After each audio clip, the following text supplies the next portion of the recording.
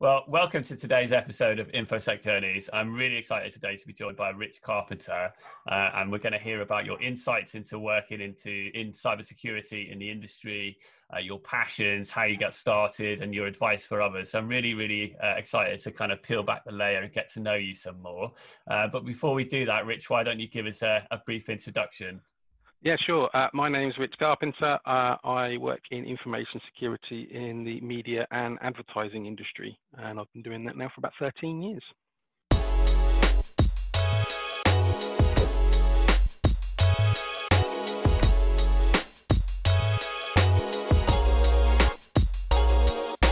Nice. So what's your normal day-to-day at the moment? I know we're in COVID situation, so it's probably a little bit different, but I love this term, but pre-COVID, what do you normally do? Pre-COVID, mainly DevSecOps in sort of the more recent years. So that's integrating with our development teams. Yeah, working with development teams, working on how we can work together to move security left, to use a buzzword. And that just helps the business to be more agile in developing what they do with their software. Whilst maintaining a level of acceptable security, because a lot of our software is publicly accessible on the internet.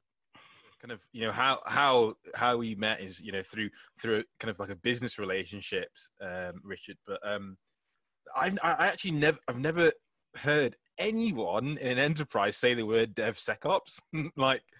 So it's actually really interesting. That's the first thing that's come out of your mouth. So it's a relatively new concept for us. It's a relatively new concept, I think, to our industry, because a lot of traditional IT security has been infrastructure focused. Yeah, definitely. But with development teams working in an agile nature to be able to push more either fixes or features quicker, old school security just can't keep up. So would you say that is that your like motivation then? Trying to learn things new, or yes, very much so. Learn things new. I really enjoy learning new stuff, new methodologies, and being able to use those to help the business get to where it wants to go quicker, but in a safe and risk-controlled manner, I guess. Because developers just want to build stuff quickly and be able to deliver what they want to deliver to the business at a rate at which the business can then consume it. Yeah. But we've got to be careful that we don't compromise the security controls on that journey.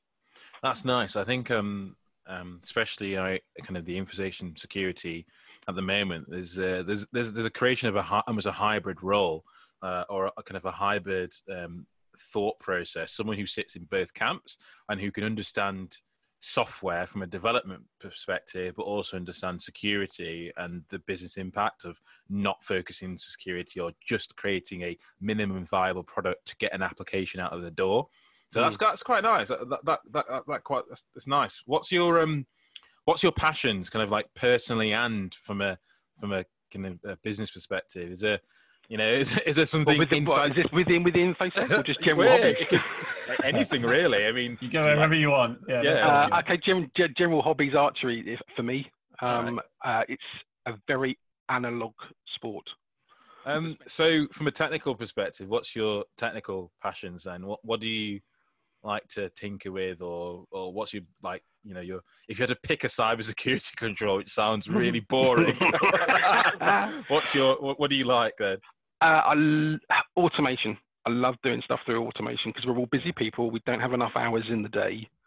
So integrating APIs, that kind of stuff.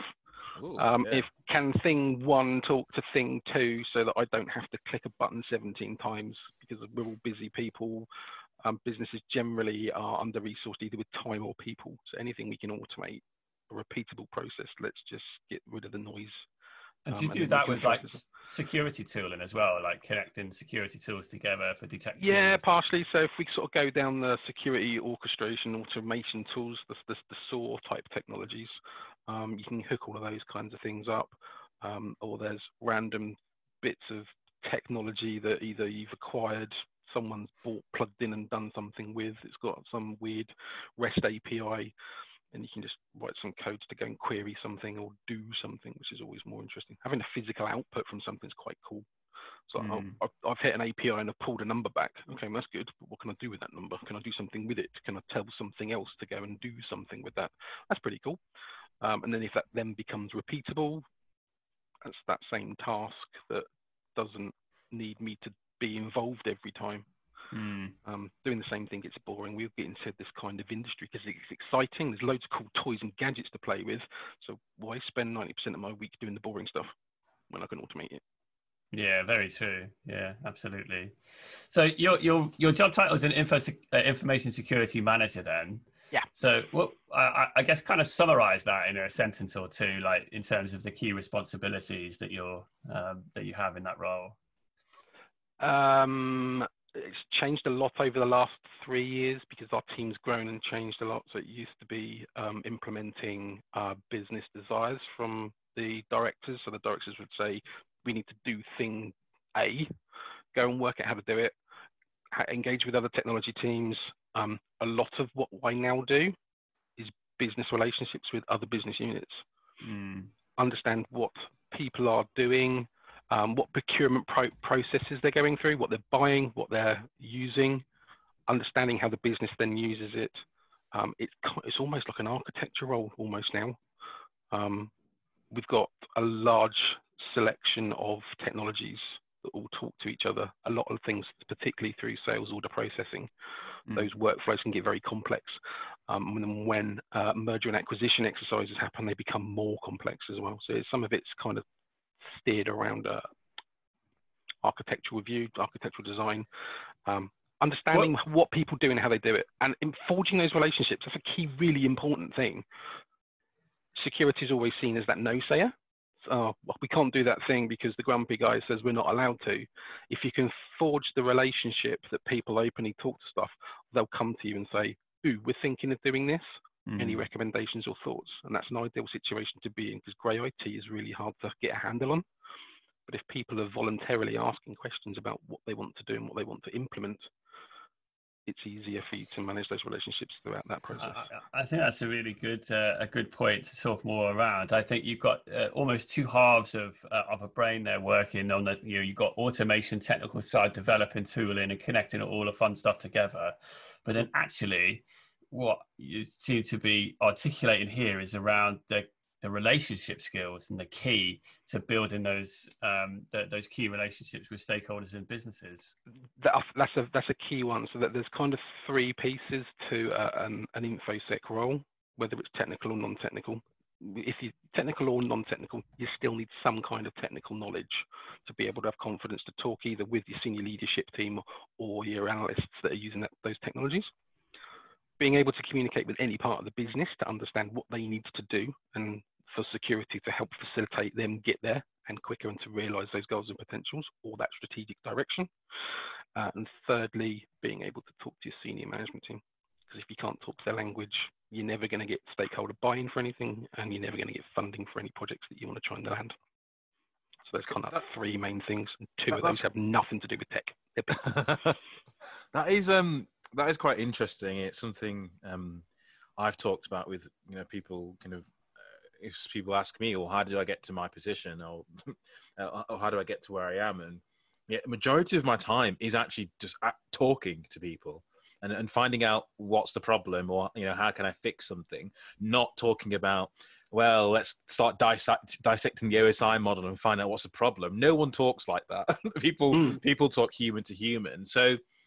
How did you get there then? So you would have started somewhere. You wasn't born an InfoSec manager. No. So how did you? What path? What led you to this point? Okay, so over the last 13 years or so, I started off in a traditional sort of tier 2 IT support role, which is very people-centric. It was customer-facing as well. So whether that's customers as in internal business colleagues or customers as consumers of your products, that was always going to be a personal relationship personality. You have to be able to talk. More importantly, you have to be able to listen. Listening is a massive skill that a lot of technology people haven't quite grasped yet. I then moved into infrastructure support roles, so operations, I guess, is the nearest analogy. Okay. and picked up endpoint protection. So managing antivirus exclusion lists, those kinds of things, deployments. And that was the first part of what I now see as the InfoSec world and what my current role is. I had the opportunity 3 years ago to scale that up to manage part of a digital transformation program in our business. So I was given some opportunities to manage a relationship between our business and a third-party supplier that we'd brought in to help manage and facilitate that step increase, those small incremental changes over a short period of time. And then given the opportunities to go and do my CISSP funded and sponsored by my employer. Yeah, nice. That was a massive eye-opener because there's a lot of stuff that's in there because it's a leadership qualification. It's not a operations qualification. That would be the SSCP. So there's a lot of stuff I learned through that boot camp. That was a week locked in a classroom and then an exam on the Sunday afternoon. Yeah, I mean, it's an interesting story, and I think it's a path that I think a lot of people listening to this might be familiar with. I think a lot of people that I speak to come from a support background, and I think, and I don't want it to sound terrible to people that are in support now, but support backgrounds always grind you down almost because you're speaking to people constantly and getting but it's not a negative because it helps you build resilience and it helps you build the ability to gain information out of people quickly. So yeah, it's interesting that you've taken that path because I've heard that before, that people start in support and then end up in leadership roles. So the point I'm trying to make is that is somewhere you can start. You don't have to start. You don't start at the top. You got to start somewhere, and a support role is a perfect place to. I heard from somebody who used to work for our business 2 years ago, and they started on the service management desk. They off their own back went and did their SSCP. God, it sounded like an ISC squared advert. It's not intended like that, sorry. They did their SSCP. They asked for some mentorship and guidership on what to do and what next steps are. I said, well, if you want to go down the ops route, you've got something like Sec Plus. If you want to go more down a leadership route, you've got CISSP. Courtesy of LinkedIn this morning, CISSP, done. How important do you think those accreditations are for people to have in order to break into the industry? Or do you think they're more important to solidify your knowledge once you're in a cybersecurity role? I think they have value if you know which role you want to do. So if you want to go for a leadership role, they help solidify your knowledge and understanding. So it's a measure for either the recruiters, they latch onto those very, very quickly. So if you're going through a recruitment company or a recruiting team to let's go for a leadership role, they're going to start latching on those gold standard certificates. So those CISPs, those ISOCs, those kinds of things, they're going to focus on those. If you haven't worked out or don't know what your path is yet, that's going to be a personal discovery route. And I don't think there's any merit at that stage specifically targeting a certificate or a technology. Some of them are vendor specific, some are vendor agnostic. I think having an indication of knowing what makes you happy, because ultimately you're going to be doing this thing minimum of 5 days a week, let's be honest. Cybersecurity doesn't get to sleep at 5 o'clock on a Friday, let's be realistic. What's your passion? What do you enjoy doing? Do you enjoy talking with people? Do you enjoy that discovery phase, that program management delivery type thing? So then there's a more technical skills based piece if you're more looking towards a senior leadership or management role, which is normally where kind of like your business degree students kind of come from. I think those certificates would probably help. If you want to be an architect on a particular cloud platform, look at the vendor's certification. If nothing else, the certification, the path to learning the certification is a knowledge path in itself, right? So even if you don't sit the exam, because the exams aren't cheap, let's be honest with you, if you're funding this all off your own back at the moment, those exams aren't cheap. There are some cost-effective routes to learning. So if nothing else, you can use them as a learning template. I need to go and learn about containers. I need to go and learn about virtualized hypervisors or load balancers or something. Those vendor courses, although tech specific, will still give you a massive amount of knowledge that you can take forward, even if it's, so you've got a bit of technological understanding when you're heading for a leadership role. Hmm. So have you always been kind of tech-minded? Has it been something from young, or is this a complete 180 for you? My mother reminds me quite frequently, you said as a teenager you'll never work with computers. Yeah, I love playing with computers, taking them apart as a teenager, working out what all the various bits inside of it were. Process, yeah, I'm very analytical and logical. So I did electronics, I did digital electronics at uni. So it's very workflow and logic orientated, which I think helps with, probably explains why I like the automation piece so much, because it's very process driven and looped and those kinds of things. Leadership is a very different piece, I think. So if you want to go into cyber leadership, then that's very much a business understanding rather than a technology centric understanding. Knowing the tech is helpful, but you have to know the business stuff you need to do, like the fiscal years, the budgeting, how to communicate with your stakeholders and your peer leaders, what language your C-suite talks, all of those kinds of things. Yes, they're soft skills you can learn later, but if you're coming from a business degree background, that's going to hold up a lot of weight if you're looking to go towards cyber leadership. Yeah, that's really interesting, because there's almost two pathways that people take, isn't there, when they come into the industry? It's like, do I want to be a technical specialist, or do I want to be a kind of people management leader, that kind of thing? And what's nice is, I think, information security, you get a hybrid a little bit, because you can manage some technical people at the same time. But then there seems to be a point where it's like, you've got a choice to make here. Do you want to specialize and be a technical expert, or do you want to actually go and lead a function? That's where your CTO and your CISO roles diverge from your technical specialist roles, as you said. And I guess that's down to personal preference at that point. I'm more geared towards my learning and my knowledge. My skill set is more towards the technical stuff, so I couldn't comment on the CTO and CISO type mentality or mindset. But they are very distinct skill sets, but there are overlaps in the middle, and they have to be, I guess, because they're a similar industry. So what would you call yourself, and this is something of a little bit of a debate that I've heard on other kind of podcasts and articles, is generalist versus specialist. What would you call yourself? I would call, I 100% am a generalist.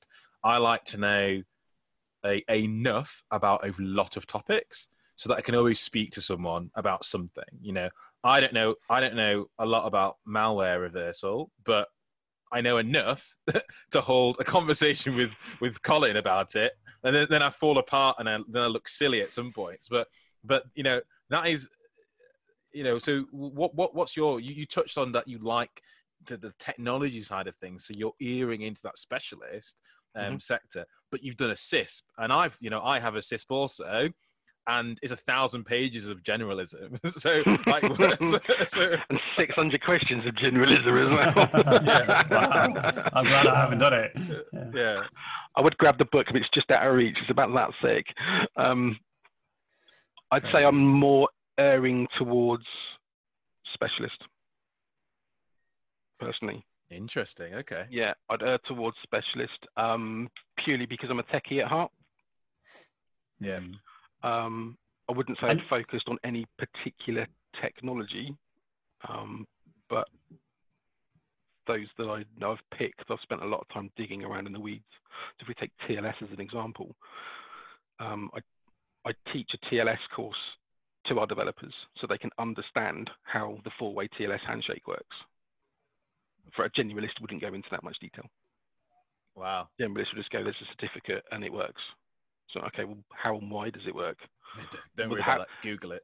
Yeah, exactly. Yeah, Google it. Some other guy's done a screenshot of a Wireshark trace, right? Yeah, that's me. I'm at the front explaining that four-way handshake. So yeah, I'd say I'm definitely in the specialist camp based on that example. Cool. And you've been in your current role, I think, about 3 years, just over 3 years now. Yep. So there's obviously there's a fire burning there that you still go to work for that really kind of drives you. What is that then, do you think? I love learning new stuff. I'm like a sponge. Give me something new I need to go and research, go and learn, go and find out about. So at the moment, for me, that's that whole DevSecOps thing that we touched on earlier, how the security operations piece can integrate more seamlessly with the development operation, ultimately to deliver that product better, or fix an existing product if there's something that's discovered in it. So I think being the best that I can so that the business that I work for gets the best out of me. That's awesome. So it's a personal learning piece for me. That's what motivates me really. When someone goes, "Ooh, look, this new thing does this. Great. How does that work? Can I use it? Can I do something with it? Crikey, that's expensive. We're not going to be buying that." but I learned something new.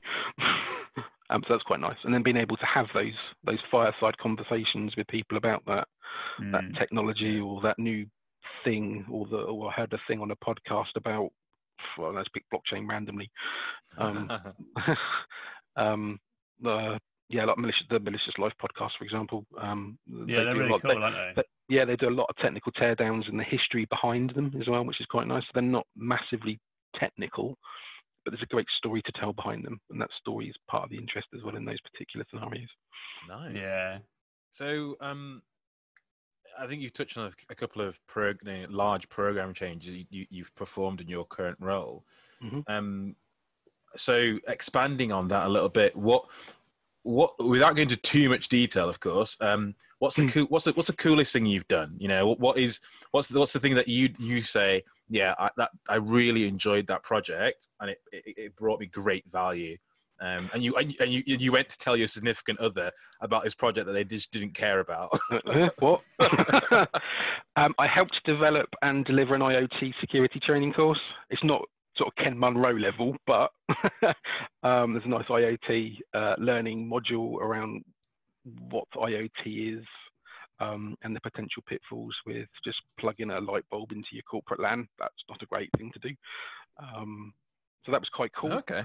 Yeah, I had fun doing that. That's interesting. How did you kind of pull it together then? Was that based on a lot of your own personal research then? Yeah, some of it, yes. It was a collaborative project between some other volunteers. An organisation asked for some volunteers if they'd be interested in putting a piece together. So I was kind of the technical specialist based on the conversation we just had.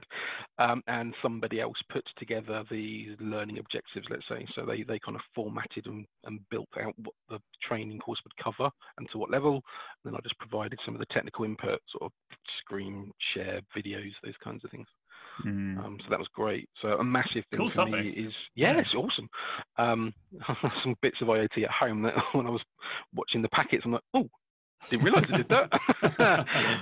So there's some good stuff in there. I think knowledge sharing for me is a massive thing. So whether that's education within the community, sharing how to be safe online, especially when you're looking at a lot of young children are digital natives, so they're picking up intuitive devices. So the Apple devices, you just pick them up, and 4-year-olds are just using them as if they were born with it in their hands.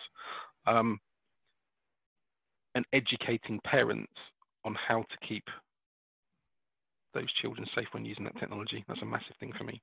There's an education piece built around a lot of it. So me learning about stuff and then boiling that down in a relatable and understandable language for a given audience. I love it. Cool fun. I love doing that kind of stuff.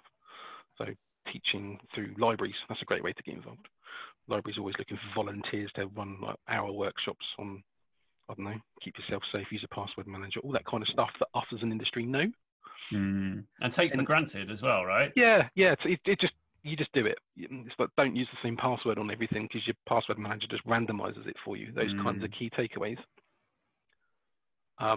NCSC are doing a good job of pulling stuff together.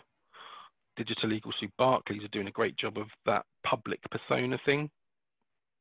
but the message just isn't out there in the general populace. Yeah, there's more we can do, right? Yeah. Without making it that security versus convenience trade as well. That's a challenge, right? Yeah, it always is in an enterprise, but I think it's amazing that you have that outlook of giving back or trying to that's the whole purpose of this, a little bit more niche into just information security professionals or people starting out, but actually sharing your knowledge with people that don't have a natural investment or a natural interest in our industry. So I quite like that. And do you think do you relate any of that to challenges that we have in information security? Like, I've heard from a lot of people that there's almost like we harbor the information ourselves, so we don't want to tell everyone everything because we want to keep relatable. We want to keep in employment. So what other challenges do you see? It could be, specific to you or specific to your industry in media. I think specific to our industry is that lack of sharing intelligence. So if we take it in the good versus the bad are naturally sharing stuff on dark web, hidden web, whatever you want to call it. Us as the protectors aren't as good as doing that knowledge sharing. So if you look 2 years ago, a lot of the vendors started sharing some of their threat intelligence, which to them is actually their trade secret. That's what gets them the foot up in the market. They've started sharing that intelligence. So being able to share that intelligence within our own community is a big thing. And I think NCSC has done a starting kick at the cyber information sharing platform. So they've started doing some of that. But there needs to be more of that within our industry, and protecting my own job or our own jobs. There's a skill shortage anyway. If you look at things like workforce studies, there's millions of jobs out there and not enough people to fill them. So if we're not naturally sharing either our passion or our knowledge, we're never going to fill those gaps, and that gap's only going to get bigger over time. When you're looking at a lot more companies and moving to their digital markets, they need the support teams and the cyber professionals that this is kind of geared towards to help those businesses deliver that strategic objective. So touching on some of the challenges you talked around there. So within media, I almost feel like it's an area of an area of technology which is almost overlooked. Like I think I remember someone telling me once before is how, I used to take marketing for granted and I thought, marketing's nonsense. But then when you think about it, it's massive. We're influenced by the smallest thing. So I can imagine the media industry from a spend perspective and an investment perspective, it could be overlooked. I might be wrong. Your spends could be massive because you need to keep these platforms online. You need to keep TV and newspapers and radio always going for the mass market. So, what challenges have you seen in your industry specifically? Is that through technology procurement or the lack of understanding from people, or what have you seen? Lack of understanding from the vendor side of the conversation. So they've got a thing that does a function. Being able to facilitate that within an existing business infrastructure is challenging, especially when some industries have a very small and unique niche market for technology. So a lot of technologies that we use, we either write ourselves as the industry, or we buy from quite a small subset of suppliers. It's not like, I need to buy a light bulb. There's 17 people that manufacture light bulbs. I need to buy a widget. There's 2 options. Great for a seller's market because there's less choice. But from a security market, if you're taking things like network interfaces, it's just a thing that's on the internet. It's not going to get patched. It's got firmware that's 7 years old. It's unique. It does a single function. There's only 12 of them in the world. Particularly with broadcast media. So you mentioned sort of TV, radio. It's very emotive. So somebody says the wrong thing on a transmission medium, that immediately makes you a target. Okay. So a lot of things use sometimes very political as well. So it's not necessarily tied to geographic boundaries. It's not local motivation. Sometimes you can get international motivations having a forbid even sometimes state actors. So you have to be prepared to respond quickly, and you have to have technologies and capabilities that can do that for you whilst you're asleep. That's very interesting. I never thought of it from that perspective. You know, I've always traditionally, you know, from my career has been very much, you know, heavily telecoms on infrastructure, but I've never thought of it from a state actor wanting to bring down a television network, or so that is an interesting thought. Yeah, somebody says something emotive, and all of a sudden you're a target for every botnet that's on the planet, because anyone can buy a botnet, right? All of a sudden you've got a DDoS that you have no way to attribute. You don't know who's doing it. You don't know why they're doing it. You can probably hazard a guess because it started within 15 minutes of somebody saying something on one of your broadcast platforms. So yeah, that's something that you have to deal with. I think every industry's got that. There's a unique pocket of their own risk that they have to be aware of. So banking is clearly very focused on fraud. We're very much focused on DDoS mitigation predominantly. But how can we kind of promote more talent then into this industry, do you think? I mean, maybe building on some of the challenges within the industry. We've got a lot of problems to solve, right, within cybersecurity that seem to ever evolve. Well, I guess 2 parts to my question. Do you think there are challenges to people trying to break into the industry? Is that why we're not getting all of these like super amazing, talented people come out of university and roll into a cybersecurity job? Do you think the jobs are there? Do you think that there's more that we could do within industry to help promote that? I think less focus on computer science degree graduates, I think, would help. It's an analytical process normally within our industry, being able to understand what you're seeing and processing it. So whether that's data centric or whether that's event centric. Yes, understanding how the nuts and bolts work with a computer science degree can provide some help. But I think it's immediately making our talent pool limited. Yeah, you're right. I think it goes back to what you were saying about the kind of skills. You know, that you can have technical specialist skills, but also like those, you know, transferable relationships or stakeholder management, communication skills are almost just as important, right? So. Yeah, well, if you take something, if you end up dealing with a major incident of some sort, somebody needs to be outside of that response process to feedback to the stakeholders what's going on, because they're constantly going to be wanting feedback. But you can't pull somebody off of a technical operation to do that communication. So having somebody in your team that understands the nuts and bolts of what the team's doing, understanding or being able to answer some pseudo-technical questions that the stakeholders are going to ask as a response to an update, that's key. I think our industry is very much seen as it's a technical industry. It's not. There are technical skill sets and technical pockets within our industry, but there's, as you said, there's a multitude of soft skills that make cybersecurity and information security an accessible career path. And I think hackers in hoodies is a stereotypical image that we struggle to shake. It's not all about watching lines of code going past. So I made a joke about the Matrix at the top end of this, watching those green numbers go flying past. It's not all about that.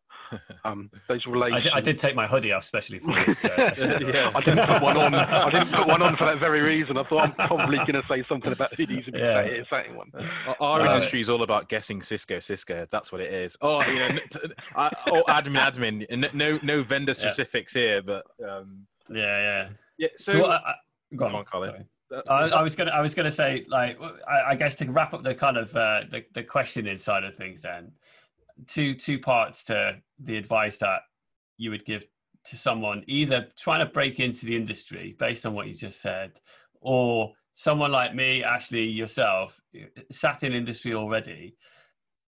How would you look to progress? What advice and tips would you give to someone looking to progress their career? What should you focus on? Forging relationships with every corner of the business you can find. Interesting. It's a communicate. It's always about communication. From my personal experience, it's always around communication. You can find somebody or you can pay somebody to do the technical element. If you don't understand the business and you don't understand the people, it won't work. So you have to forge those relationships and learn to listen. That's not good. It's nice. You have to. There's no point in asking a question or starting a conversation and not listening to the answer, because you're there to discover something or to learn something. So whether that's learning something about a new division that's being started, a new product that's being launched, a new team that you need to work with, or a new business that may be acquired or merged, or you have to understand how that piece works. So whether it's a people thing, whether it's a technology thing, it's in somebody else's head. You can't be the fount of all knowledge, because at some point that person's going to move on. So you've got to be able to share the information. So communication is a massive skill, and I think it's one that's seriously underlooked in our industry and underperformed.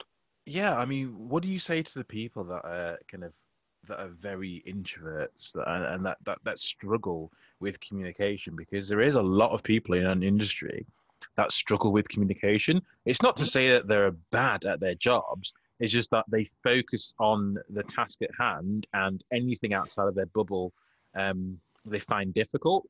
So, what do you say to those people that can't communicate naturally to people, but have the ideas in their heads that they just can't get the words out? Is there a soft skill course, or public speaking? Is there something that can get them to that point? I think it's generally, again, through personal experience, it's a confidence thing. It doesn't always have to be talking to someone. I know that's what we're doing now, and we're doing the whole video to the masses type element. It could be writing something down. We'll get trapped in this. It has to be a verbal conversation. They don't always have to be. Personal relationships always work best in my experience. So meeting up with somebody, just sitting down with a coffee, just to understand who they are. Those kind of things always work. So make it something that can just generally chip away at that barrier. So for somebody that's not necessarily confident talking in a large environment or a lot of people, find what's the water cooler conversation. Fancy going for a coffee? Do you like donuts? Do you want to go and grab a donut? Do you want to go and grab a sandwich? Kind of makes it sound like our industry is focused around food. It's focused around lunch, and cybersecurity is full of cybersecurity is full of events. So it's normally InfoSec Zoe's around the lunch upstairs, and which vendor's got the best free bar and the best free food. Well, networking opportunities are a great piece, even if you only listen. You don't necessarily have to inject yourself in a conversation. Start to learn and recognize the people that are around you. So that communication piece could just be learning how the business functions, what people do, and how the org is structured. So if nothing else, if someone goes, "Ooh, we need to find out about thing B, but we don't know who owns it." So, "Oh, I remember hearing something about Bob said something to Jamie or Jay or whatever." Just learn about the business. So yeah, maybe if someone's struggling or doesn't have that confidence to put themselves out there in those large meetups or those meetings or those socials or those networking events, just be on the periphery of that conversation and just soak it up. And again, through experience, that confidence will come with time. It really does. Immerse yourself in that environment. Don't necessarily be a leader in that environment. I really like that. I really, really enjoy that answer. And as we kind of like wrap up, is there any did you have any mentors as you were going through your career path? Was there any kind of like podcasts or blogs or a person that actually helped you forge your interest in this area? I know I have one, and mine's a strange one. I might say it. So it's not really that strange, but I might say it at one point. But yeah, who have you kind of like not looked up to, but looked at and thought, yeah, I like the way they're going, I'm gonna listen to their content? So there's about 3 or 4 podcasts that I listen to. They're all very tech-centric. So we've mentioned one already, Malicious Life, with PI Media. They're brilliant. I think they're currently providing the production for a vendor of a pink-coloured firewall. There's Security Now on the Twit Network. So that's a US-centric one, but there's a guy by the name of Steve Gibson who runs Gibson Research. He's done some great stuff around cryptography, but he has a lot of good stuff to say. and man, he is old. So he's been round the block. He knows so much. So yeah, grab the back catalogue. They're on like 700 odd episodes. Just stick those on in the car or on your iPod or whatever, and just consume that kind of content. My current CTO has a lot of amazing, great stuff to say. So I don't sit down and have conversations with him, but when he speaks, he has a lot of insight. So yeah, your business leaders generally have a lot of good stuff to say, and find those podcasts because they're great for when you're out walking the Good dog tips. or doing. Yeah, really good tips. I mean, it's perfect for people that don't have like the access to a mentor, you know, in reach or, you know, physically. So they're really, really good tips. Yeah. Tracking down a mentor and having that relationship with someone can take quite a bit of time. And going back to what you were saying earlier about someone who's maybe an introvert, they may struggle to open up to a face-to-face mentor. I'd definitely advocate the podcast route, one for your technical learning and one just to kind of get an insight into what our industry does and how we do it. Nice. Very cool. Okay, that's been good. I mean, it's really good. It's really a really good kind of conversation. It's been a different conversation. And I didn't expect some of the answers you gave. I mean, because you are so technically minded, but the answers weren't technical, which I think for some people listening might be a bit of a shock. They were definitely a shock for me. But we're going to get into some technical elements now, anyway. We're going to play a little bit of a test. There is now. Thank you. There's now actually going to be a test. So question one. No. So we're going to just play a little bit of buzzword bingo just to, you know, calm it down. It's been quite a heavy kind of episode. So what, Rich? Basically, I'm going to shout out a couple of things, a couple of words, a couple of buzzwords, which you'll love. You'll love in your assist. Then I just want you to give the first thing that comes to your head. Don't go for a different answer. I want the first thing that comes to your head. So go on. Number one, blockchain. Complicated. Oh, nice. AI. Expensive. APT. So advanced persistent threat. Hacker. Oh, okay. Data breach. Nightmare. Privacy. Legal. Okay. Cloud. My best friend. Oh, okay. Password. Weak. Virus. Expensive. Oh, interesting. Phishing. Every day. Don't click the link. Progression. Personal. And passion. Ooh. We did a whole conversation about that, and I'm really struggling on that one. Learning. Nice. Learning. Very good. Nice Hard one. exercise, that, isn't Yeah. it? Like, Yeah. As you said, good. the temptation not to overthink it. Yeah, brilliant. Thanks. Well, you know, it's been really good talking to you and find out, you know, your journey, how you've got to where you are, the things you love and the things you might not like about the industry. And it's been different. I think it's been a different conversation and one I did not expect. So, it's been great. It's been great to talk to you. Dude, thanks for your time, Rich. Appreciate it. Thanks very much for the invite. It's been great chatting. Thanks, chaps.